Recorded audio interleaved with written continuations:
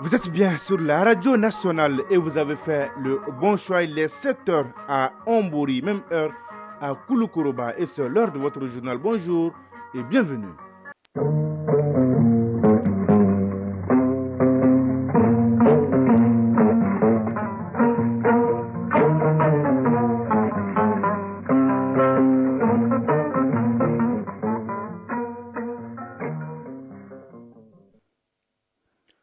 Ma l'actualité, première édition de ce mardi 22 août 2023. Tout d'abord, la couleur du temps sur Bamako et environ 23 degrés ce matin, des orages épars, de la pluie, c'est sûr, à 50%, humidité 75%, du vent 10 km à l'heure et la maximale attendue est de 32 degrés.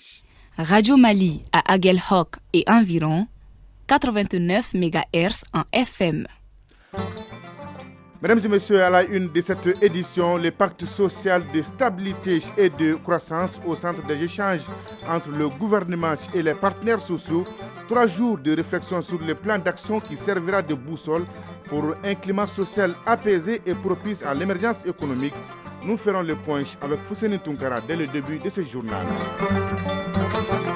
À suivre le grand format avec Alpha Maïga qui nous fera revivre l'historique du chant patriotique ou chant de la Révolution lancé le 22 août 1967, un appel au sursaut patriotique qui reste toujours d'actualité.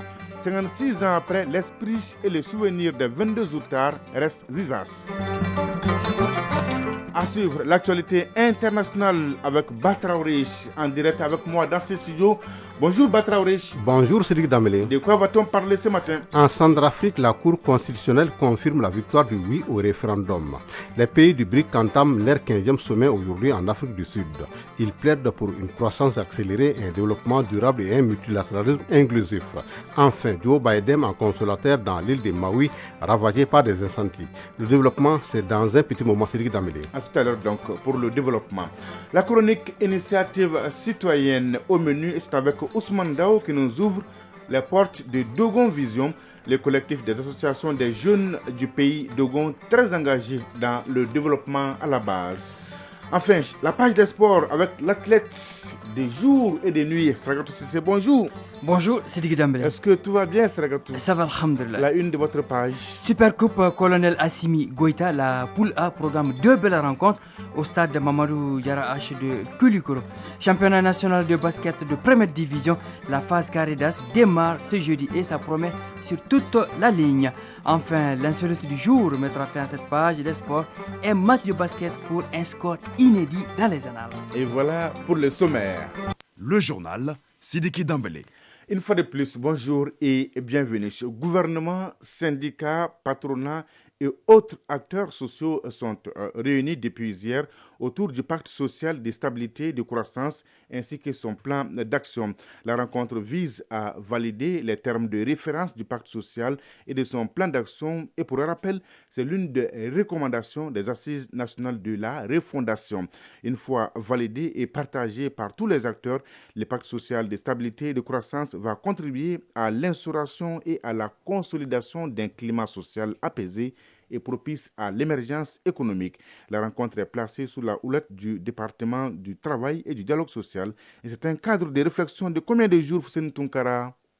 Cadre de réflexion de 3 jours pour mettre au vert le pacte social et de croissance et son plan d'action. Yacouba Katile, secrétaire général de l'UNTM. Le pacte dont nous parlons est une évolution tranquille vers le syndicalisme, outil de progrès social, de bien-être social en général, de développement. Sous cet angle, le pacte apparaît comme un instrument politique de construction de la paix, de l'attente, de la stabilité des relations qui apportent à tous la sérénité. Moussa Degbali, président du Conseil national du patronat. Les acteurs du secteur privé que nous sommes demeurons convaincus que la paix sociale est un puissant facteur d'apaisement durable des relations dans le monde du travail. Aussi, c'est avec beaucoup de satisfaction que nous accueillons ce projet de pacte de stabilité sociale et son plan d'action. Cet intérêt qu'accordent les partenaires sociaux de l'État au pacte social est aussi perceptible au niveau du gouvernement. Dr Fassoum Koulibaly, ministre du Travail, de la fonction publique et du dialogue social. Il y a moins d'un an, et s'est tenue ici même la conférence sociale dans le domaine du travail. L'élaboration d'un pacte social était l'une des recommandations phares sur les 139 recommandations retenues. Cette conférence sociale a été l'occasion pour les différents acteurs d'asseoir les bases d'un dialogue social revitalisé tout en faisant le diagnostic des causes réelles de la détérioration du climat social afin d'adopter des réformes idoines en faveur d'un développement socio-économique durable. En vue d'améliorer les conditions de vie des travailleurs, le gouvernement de transition a consenti d'énormes efforts, dont l'uniformisation des grilles salariales des fonctionnaires civils et militaires, ainsi que le relèvement du point d'indice à 1382 points. Dans le secteur privé, des efforts similaires ont été fournis par les entreprises à travers la révision de certaines conventions collectives de branche. La voie est ainsi ouverte pour valider le pacte social et son plan d'action. Le document final contribuera à l'instauration et à la consolidation d'un climat social apaisé et propice à l'émergence économique. Un mot de solidarité avec cette rencontre du ministre en charge du développement social avec les organisations humanitaires qui portent assistance et soutien aux déplacés maliens. Un cadre de concertation et de réflexion au cours duquel le ministre colonel Assa Badialo Touré a partagé avec les acteurs humanitaires les nouvelles orientations des autorités maliennes pour faire face à la situation humanitaire. Madame le ministre n'a pas manqué de les appeler à plus de synergie d'action et d'efficacité pour répondre davantage aux besoins fondamentaux des populations. On fait le point avec Harry Djumatina. Les différents acteurs et partenaires œuvrant au Mali dans le domaine humanitaire échangent avec le ministre en charge du développement social. Le cadre de concertation qui vise à évaluer la situation des déplacés suite à la crise sécuritaire s'inscrit dans la dynamique de recherche des solutions et d'assistance de l'État et ses partenaires, car au regard des statistiques, la situation est toujours préoccupante. Colonel Assa Badialo Touré, ministre de la Santé et du Développement social. Ce jour, on a 375 539 personnes déplacées internes, 204 387 personnes réfugiées au Burkina Faso, au Niger et en Mauritanie, 85 146 rapatriés volontaires, 776 315 personnes retournées dans leur localité depuis la crise de 2012. Les derniers événements du Nord, au centre, dans la région de Ségou, ont également occasionné des déplacements des populations. À cela s'ajoutent les personnes affectées par les inondations au cours de l'année. Depuis les premières heures de la crise dans notre pays, les organisations humanitaires n'ont ménagé aucun effort pour accompagner les déplacés et les réfugiés. Et c'est avec enthousiasme qu'elles comptent poursuivre leur appui. Ami Martin, chef de bureau OCHA. Nous sommes 188 organisations affiliées à le plan d'urgence, plan de réponse humanitaire ici au Mali. Cette année, on a ciblé 5 700 000 personnes en besoin. Donc la meilleure façon de mobiliser les ressources et utiliser les ressources d'une manière efficace qui répondrait également aux besoins, c'est à travers les mécanismes de coordination. Colonel Assa Badialo Touré, ministre de la Santé et du Développement social. Les efforts doivent être axés sur une priorisation des actions dans le cadre de la poursuite de l'assistance humanitaire d'urgence dans le domaine de la sécurité alimentaire, de l'accès à l'éducation et à la santé, et à la protection des droits conformément aux droits humanitaires internationaux. Cette rencontre d'échange, selon les participants, permet de mesurer le chemin parcouru, identifier les actions prioritaires, puis coordonner les différentes interventions sur le terrain pouvant permettre de répondre aux besoins fondamentaux des groupes cibles. Radio Mali à Tombouctou et environ 99.9 MHz en FM. Les 22 Zoutards. Ça vous dit? Souvenez-vous du chant de la Révolution. Oh Mali, oh ma patrie, debout, partout debout. La voix des Modibo a sonné les saluts. C'était exactement le 22 août 1967, 56 ans jour pour jour aujourd'hui. L'esprit qui était un rappel au sursaut patriotique reste toujours d'actualité ce 22 août 2023.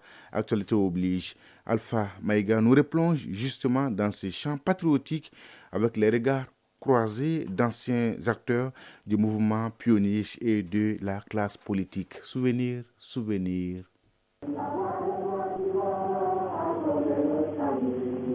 Un message, un appel au sursaut patriotique. Nous étions le 22 août 1967. Le chant de la révolution, c'est pour réaffirmer l'attachement à un engagement, celui pris par le peuple le 22 septembre 1960. Un peuple uni pour construire un État indépendant et souverain et du coup jeter les bases d'une économie socialiste. Amis soldats, intellectuels, la voix de Modibo a sonné le salut. Djadje Samasekou dit Djadje Poulal, acteur de la révolution du 22 août 1967. Le chant a été composé par des hommes pour exciter la population à accepter la révolution. Modibo Keïta, le premier président du Mali, a voulu d'abord que tout le Mali soit instruit. La jeunesse, la vieillesse, les femmes, les hommes, il faut que tout le monde soit instruit parce que le développement ne peut pas aller sans instruction. Il fallait dire soyons heureux. Eladji Baba Aïdara Dissandi, ancien du mouvement national des pionniers du Mali. Montons la vigilance partout, à tout moment, dans les chantiers, dans les usines, dans les bureaux. Sachons dire oui au sacrifice, c'est ça qui est important. Modibo était l'homme qu'il fallait suivre. Une seule option, le socialisme. Parce que Modibo était un exemple. Intelligent, mais surtout honnête et digne et respectueux du bien public. Le chant du 22 août, ce fut ce jour face à l'adversité, à la menace impérialiste. Ce chant, c'était pour galvaniser le peuple parce que le Mali vient de suivre ce que l'impérialisme était en train de faire contre l'Afrique. N'oubliez pas qu'en février 1966, il y a eu le coup d'État contre Kwame Nkrumah. C'était un signe très fort pour les vrais panafricanistes et ceux qui se sont engagés contre l'Occident. Modibo savait que son tour arrivait. Il fallait galvaniser le peuple et avec toutes les difficultés qu'on a mis contre le Mali, sur le dos du Mali, pour que l'exemple du Mali ne porte pas, parce que le Mali était en train de faire des émules. N'oubliez pas qu'en 6 ans de vie de Modibo Keïta, le Mali a été visité par 38 à 40 chefs d'État et de gouvernement pour venir s'inspirer de ce que ce peuple aux confins du Sahara faisait. C'est dire alors que dans le contenu du chant de la révolution, il faut livrer la bataille du souvenir, mais aussi et surtout la bataille de l'avenir. En clair, relever la tête et de poursuivre le combat dans la ligne du 22 septembre 1960. L'accession à la souveraineté nationale. Aussi le combat du 20 janvier 1961 demandant l'évacuation des bases militaires françaises. Pourquoi pas cet autre combat, le 1er juillet 1962, la création du franc malien.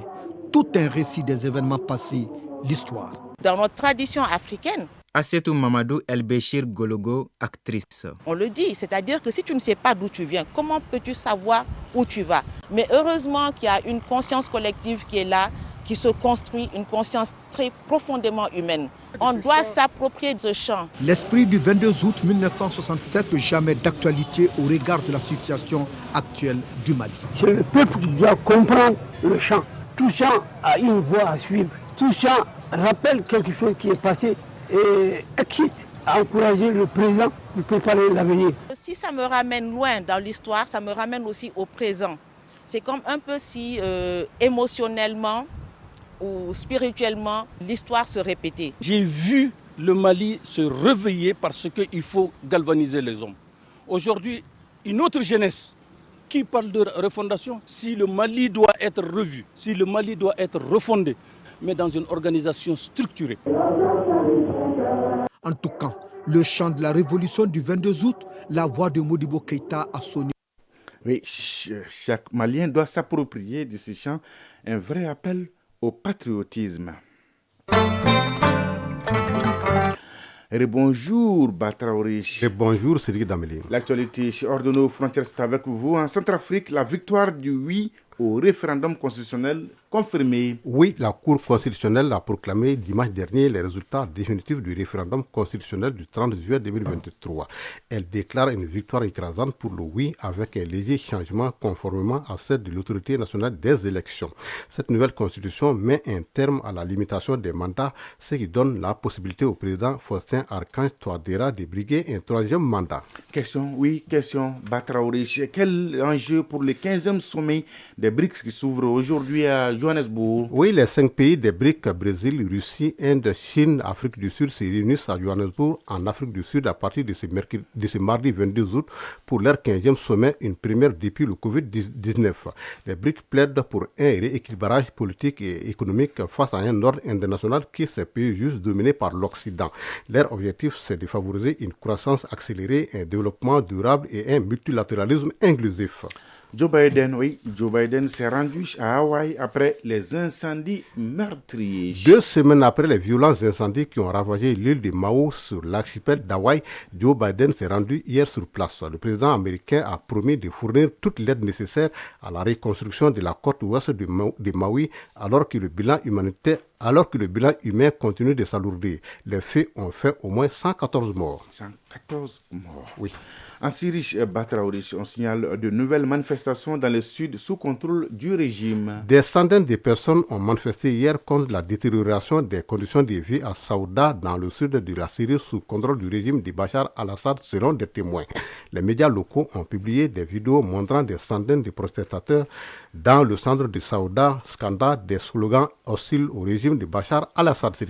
Merci Batraouri pour toutes ces informations. On est bien servi. Rebonjour Sragatou Sissi. Rebonjour Sidiki Dambélé. Est-ce que tout va bien Sragatou? Ça va, alhamdulillah. Donnez-nous l'heure, la bonne et la vraie heure. Il est 7h16 à Douenza. On se retrouve juste après les jingles.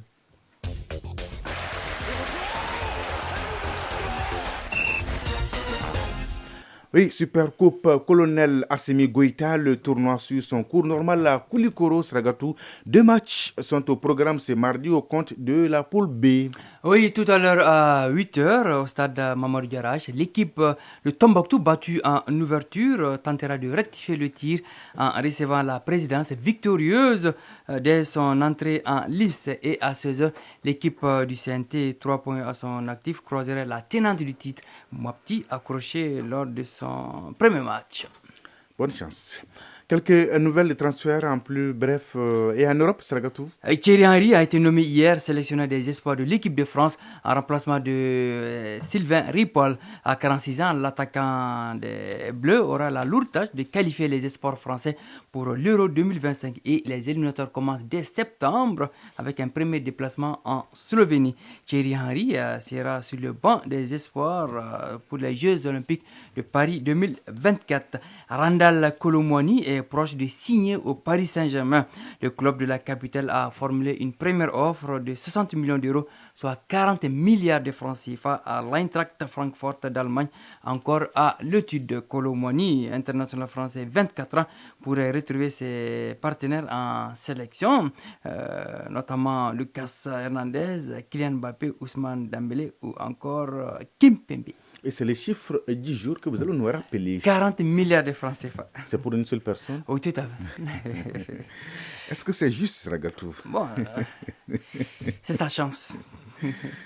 Alors, un mot de basket. La phase carrée d'as du championnat national de première division donne son coup d'envoi. C'est jeudi. Oui, c'est une phase décisive pour déterminer les équipes qualifiées en play-off.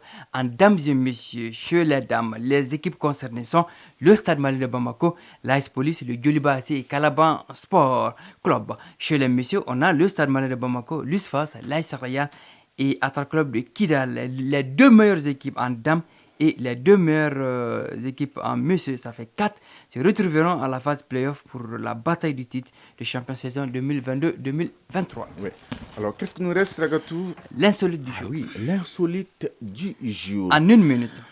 Top chrono. À l'intérieur du pays, un match de basket atypique se termine sans vainqueur. Oui, les matchs se terminent sans vainqueur, vous avez bien entendu. Les supporters ont beau chercher une équipe victorieuse, mais en vain. Un match unique dans les annales. Vous étiez là, vous avez tout suivi. Racontez-nous tout. Alors, ce match de demi-finale opposait 2 équipes dames lors d'une semaine locale de la jeunesse. En plus des équipes dames. Oui. Le HIC, les 10 joueuses montent sur un terrain de basket pour la première fois. Ah bon? Les lancers francs et shoots sont tous ratés. Les dirigeants faisaient par moments office d'entraîneur. Alors, ça bougeait de tous les côtés. Alors, en un mot, Sidiki, elle ne savait pas jouer. Oui, c'est des bleus. Oui. Sur une action, il a fallu l'intervention de l'arbitre pour les séparer. Score final, 0-0. Alors, pour désigner une équipe victorieuse pour la finale, aucun panier. Aucun panier, voilà. Pour désigner une équipe victorieuse en finale, 5 lancers francs sont accordés aux 2 équipes. Ouais, c'est normal. Là également, c'est raté. Dernier recours, un tirage au sort. La chance sourit à l'équipe A. Elle se qualifie pour la finale. Ouais. Du terrain en ville, l'équipe est accompagnée au son de flûte et tam-tam. La suite et la fin de l'histoire, mardi prochain, Inch'Allah. Sacré Sragatou Sissi. Initiative citoyenne. Le développement par nous-mêmes. Mardi prochain, Inch'Allah, pour la suite et la fin de l'histoire. Pour appuyer, soutenir et sensibiliser leur communauté, certains jeunes se sont regroupés pour mettre sur les fonds baptismaux le collectif des associations de jeunes du pays d'Ogon. Depuis 2018, ces jeunes ont apporté leur contribution dans l'apaisement du climat social au centre du pays, procédé à des opérations de distribution de céréales, organisé des cours de soutien aux élèves et d'autres actions humanitaires au bénéfice des populations. Dans sa chronique Initiative citoyenne du jour, Ousmane Dao nous parle du collectif des associations des jeunes du pays d'Ogon, appelé aussi Dogon Vision. Regroupant depuis 2018 plus d'une quarantaine d'associations en collectif des associations des jeunes du pays d'Ogon, les jeunes de Dogon Vision ont décidé de cheminer ensemble pour fédérer leurs efforts afin de mener des actions concrètes de développement, mais aussi d'être très actifs aux côtés des communautés dans la sensibilisation et dans la communication face aux conflits qui sévissent au centre et au nord. Adama Djongo, président du collectif des associations des jeunes du pays d'Ogon. Peser un peu sur le cours du conflit qui était sur le centre, parce qu'à l'époque, il était dit partout que c'était une communauté qui était bourreau, une autre communauté victime. Donc, nous sommes intervenus pour équilibrer les choses, pour dire que c'est une crise terroriste et que c'est tout le monde qui est victime. Maintenant, d'autres actions qui ont suivi, c'est que Bamako avait reçu beaucoup de déplacés venant du centre, mais malheureusement, ces déplacés n'étaient pas orientés. Donc, le collectif a mis en place au niveau des gares, des comités d'accueil et d'orientation pour pouvoir accueillir ces gens. Nous avons installé des familles, des villages autour de Bamako, à Séléngué, à Kangaba et même à Bougouni. Au pays de Gon, à un moment donné, on a pu découvrir qu'il y avait à peu près 493 écoles qui étaient fermées et que les élèves étaient laissés comme ça.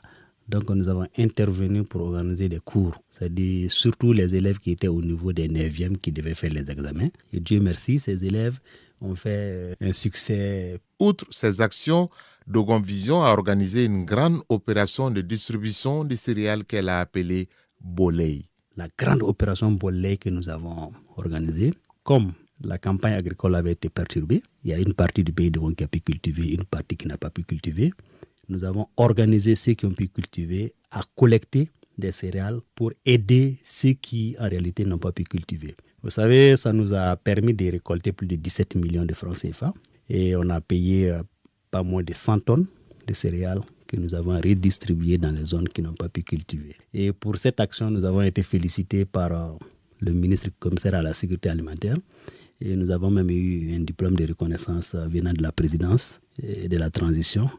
Si l'opération Boley a été une satisfaction, les difficultés auxquelles l'association est confrontée peuvent être un frein à son épanouissement. La première difficulté que nous avons rencontrée sur le terrain, c'était vraiment l'insécurité. Parce que ça demande à ce que nous, nos éléments qui vont sur le terrain pour accomplir nos actions, se déplacent de village en village.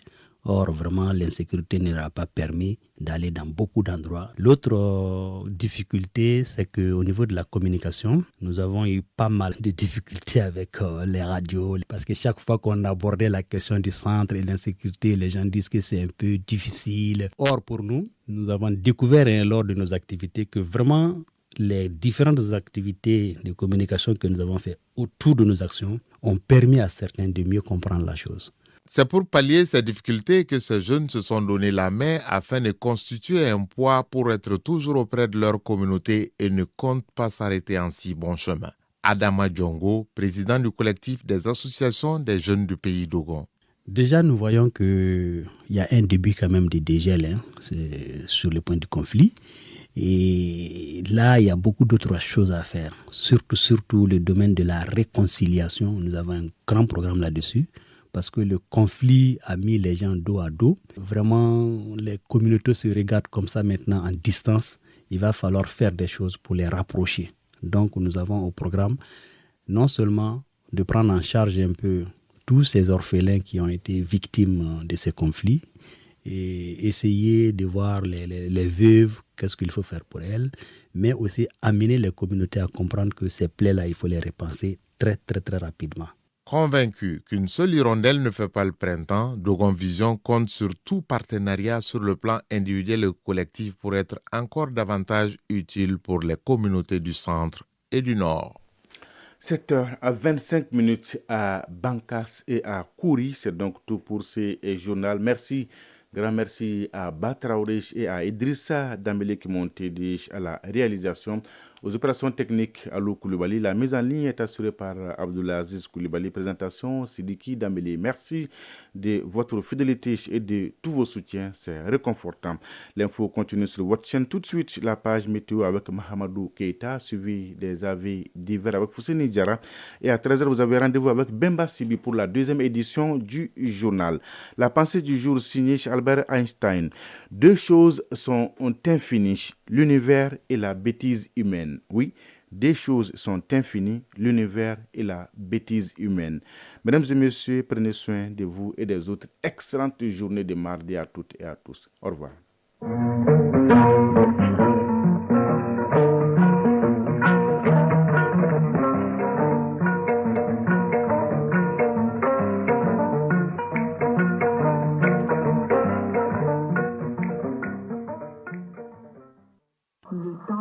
Sur les ondes. Le temps sur les ondes, la météo est avec vous.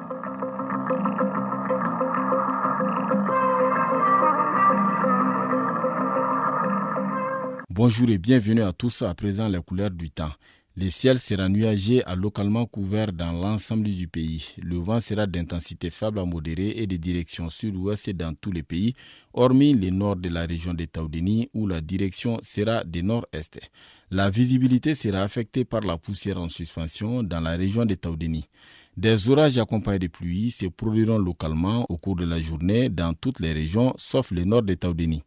Des quantités importantes de pluie sont attendues par endroits dans les régions de San, Ségou, Koutiala, Koulikoro, Sikasso, Djouila, Bougouni, Kita et Kaï. La température maximale prévue